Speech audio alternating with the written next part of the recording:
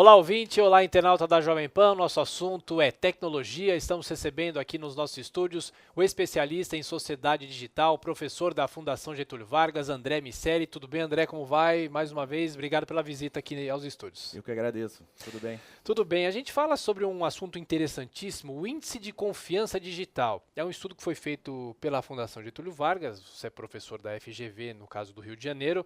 E o que é isso? Você confia na internet, não confia na internet? As pessoas estão, claro, habituadas, é o nosso dia a dia, está com o celular na mão e a tecnologia, mas as pessoas confiam muito, confiam pouco. Qual que é a confiabilidade da tecnologia, hein, André?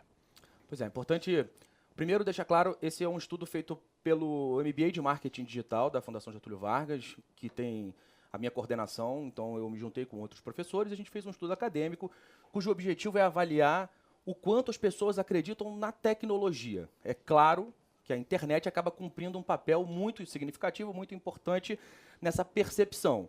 E aí o que a gente foi investigar, baseado em índices de confiança que já são usados no mercado, é como a internet, especificamente, e como a tecnologia cria presença na vida das pessoas e de que forma as pessoas manifestam a propensão de usar recursos tecnológicos nas mais diversas áreas das suas vidas.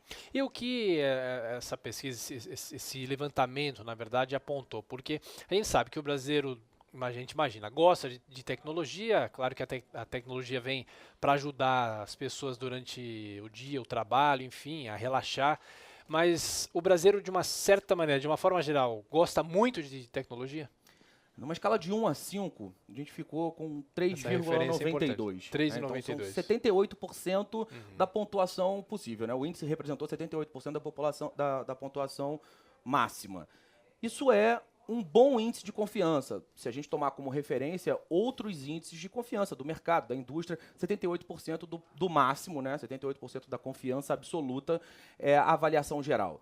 A gente teve alguns cortes que são interessantes, e acho que a gente vai começar a falar sobre eles agora. Né? Sobre eles agora. Um ponto que foi surpreendente na nossa opinião foi que a faixa menos confiante é a faixa de 13 a 17 anos. A gente fez um estudo por renda, por região geográfica, por faixa etária, por nível de escolaridade, e a maior discrepância foi a faixa de 13 a 17 anos, independentemente de onde fica, do quanto ganha e do que estudou. E por quê, hein? A gente imagina que o jovem, o adolescente, são os que mais ficam com o computador na mão, com tablet, enfim, até o videogame a gente fala muito, né? Mas por que eles têm desconfiança?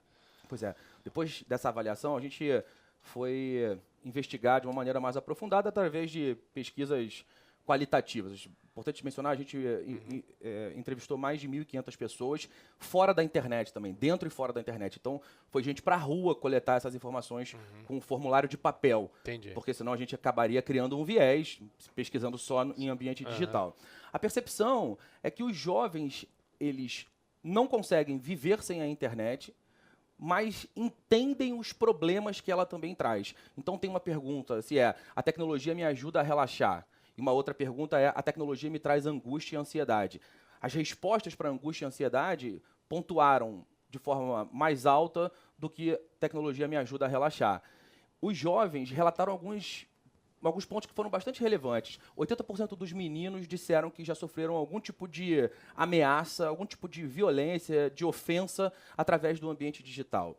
Tem pornografia. O cara vai fazer uma pesquisa de biologia, acaba caindo num site que mostra o que ele não quer ver, pelo menos não naquele momento.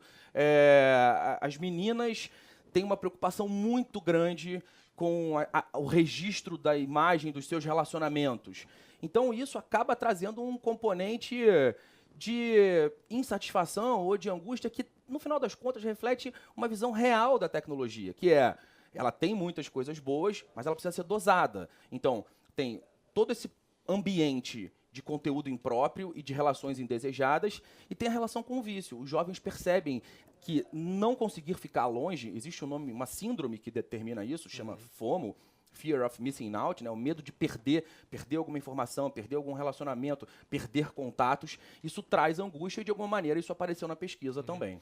Agora, por que será que o jovem responde muito isso? Porque acho que a maioria deles está inserida na tecnologia e talvez o pessoal com uma idade mais avançada não esteja? Tem alguma relação com isso ou não? Pelo que a gente investigou, sim. As áreas mais otimistas no que diz respeito à idade foram as faixas de 45 a 55 anos e acima de 65 anos. Especificamente nessa faixa acima de 65 anos, a tecnologia acaba cumprindo um papel que é muito importante de diminuir limitações físicas que, porventura, a idade acabou trazendo e de aproximar essas pessoas das suas famílias, dos seus núcleos familiares mais próximos. Muitas vezes, filhos que não moram mais na cidade, netos que, às vezes, as pessoas nunca viram pessoalmente e acabam se comunicando através de algum ambiente digital, se consegue ver os netos e falar com eles, saber como eles estão. Então, isso acaba tomando uma importância que é muito grande. E as faixas mais velhas acabam usando só aquilo que faz sentido para ele. Não tem muito problema se ele não respondeu uma mensagem. Todo mundo conhece, todo mundo reclama, ou muita gente reclama da mãe, da avó. Fala, mãe, responde o WhatsApp, responde o e-mail que eu mandei. E ela fala, eu não vi. E tá tudo bem com isso. Então, a geração que nasceu digital tem essa necessidade do imediatismo muito mais premente do que as faixas mais velhas da sociedade. É interessante o que você está falando, né? Porque existe, vocês citam aqui, angústia e ansiedade. Eu, quando chego em casa depois do meu dia de trabalho, eu tento colocar o celular longe, deixo longe e tal. Só que nem sempre a gente consegue, porque a gente começa a ouvir um apito. Ih, alguém me mandou uma mensagem, chegou um e-mail, aí você fica ansioso. Se você não olhar a tela do seu celular, você não sossega. E às vezes não é absolutamente nada, né? É exatamente isso. Porque você fica angustiado muito mais pela possibilidade do que pela realidade. Do que a realidade, e isso acaba tornando um comportamento vicioso, criando um comportamento vicioso. Você vai lá, vou dar uma checadinha, vou dar uma olhada. E daqui a pouco, você não consegue mais parar de olhar, o que é bastante chato em determinados momentos. Então, essa percepção de não consigo viver sem, mas percebo que isso me faz mal, é muito grande. Um outro ponto que foi importante nesse sentido de trazer angústia foi a substituição da força de trabalho. As pessoas têm a percepção de que a internet e a tecnologia vão fechar postos de trabalho. E tem a percepção também que não tem a capacitação plena para lidar com essa nova realidade, o que traz a noção exata de que as pessoas precisam se capacitar para lidar com as demandas que esse novo mundo criou. O que mais esse levantamento traz? Por exemplo, em relação à oportunidade. A oportunidade de emprego, oportunidade de conhecer pessoas, o que engloba esse item oportunidade? A relação com oportunidade toca exatamente esses pontos que você mencionou. A possibilidade que eu tenho de usar os meios digitais para criar relações. A sociedade humana é muito pautada nas relações, no senso de pertencimento, e a internet, principalmente as redes sociais, acabam cumprindo um papel que é determinante nesse processo de estender o grupo do qual a gente faz parte. Então, isso é muito bom. E isso aumenta a percepção positiva dos ambientes digitais.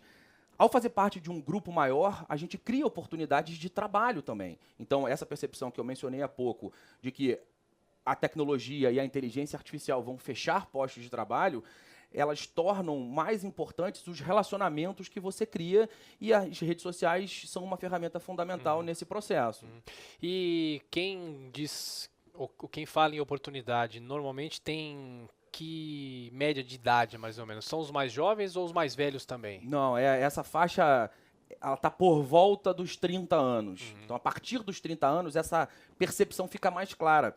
Talvez pelos jovens já terem nascido de digitais, eles não conseguem nem entender o impacto das redes sociais nessa possibilidade, porque o mundo sempre foi do jeito que ele está agora para eles, né? A gente entende o que era manter um contato no segundo grau da escola e o que é manter um contato agora. Quando você foi para a faculdade, certamente você perdeu contato com boa parte dos seus amigos da escola, que eram aqueles amigos que você achava que você veria todos os dias para sempre. Principalmente quando você é adolescente, né? Esse ímpeto e essa intensidade acabam sendo muito mais fortes. E você perdeu, e eu também perdi. Agora, esses contatos eles estão quase que eternizados.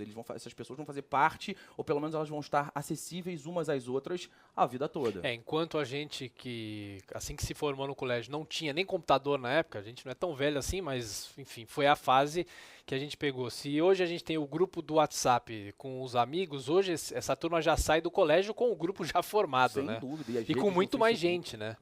São redes muito grandes, muito extensas. Relacionamentos que são fluidos muitas vezes, né? São líquidos, né? Então, são menos intensos do que efetivamente as gerações anteriores acabaram criando, mas o que a gente percebe é que existe ainda o núcleo duro, evidentemente, as pessoas.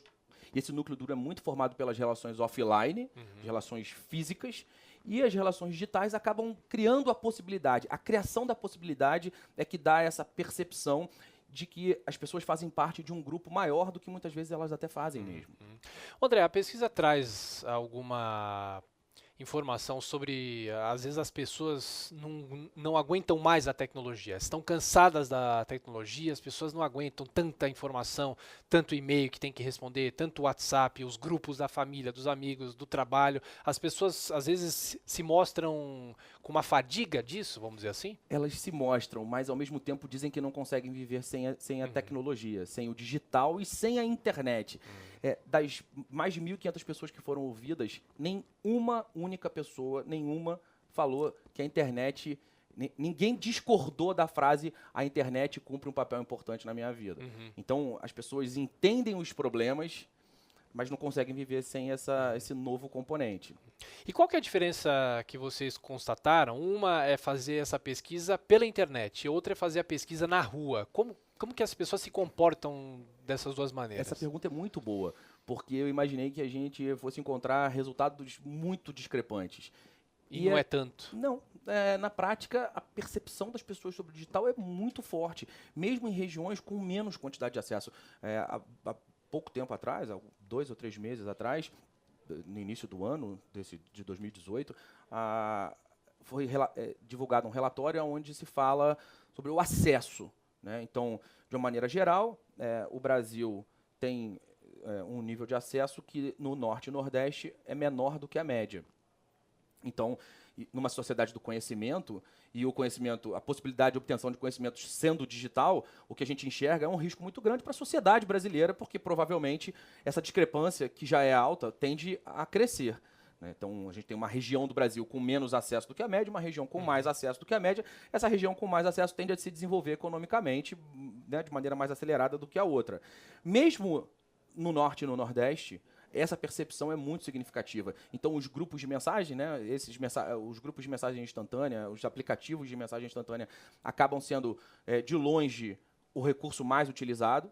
Então, as pessoas usam para se falar com seus amigos, falar com quem não mora mais naquela cidade, criar os grupos de família, como você bem mencionou, que, aliás, são o campo mais fértil para a distribuição das fake news, né, o que é mais um dos elementos que acaba trazendo angústia. As pessoas não sabem muito bem mais aonde acreditar e não têm fontes absolutamente fidedignas para avaliar aquela notícia e muito menos o hábito, né? Então a gente vai precisar lidar com essa realidade, principalmente nesse ano de eleições, de uma maneira um pouco diferente do que a gente vem lidando até então. Isso é muito comum, porque às vezes no grupo da família alguém coloca lá, e a gente que é jornalista, que tem mais, obviamente, intimidade com as notícias, a gente fala, isso não é verdade, é mentira. Aí alguém responde, mas como assim? Tá todo mundo compartilhando e tal.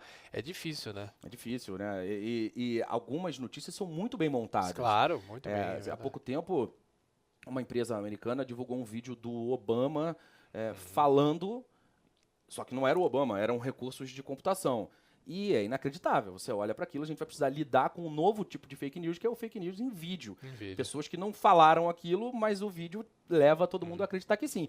E, evidentemente, o poder de reverberação, né, de uma maneira geral, uma fake news, ela reverbera 5 vezes mais rápido do que uma notícia normal, porque ela tem um componente surpresa. Normalmente, elas tendem ao absurdo. E isso aumenta o nosso ímpeto de compartilhamento. Né? Então, o que a gente vai ver de fake news rodando, certamente vai ser muito maior do que de gente desmentindo. E é difícil controlar isso, né? É muito difícil.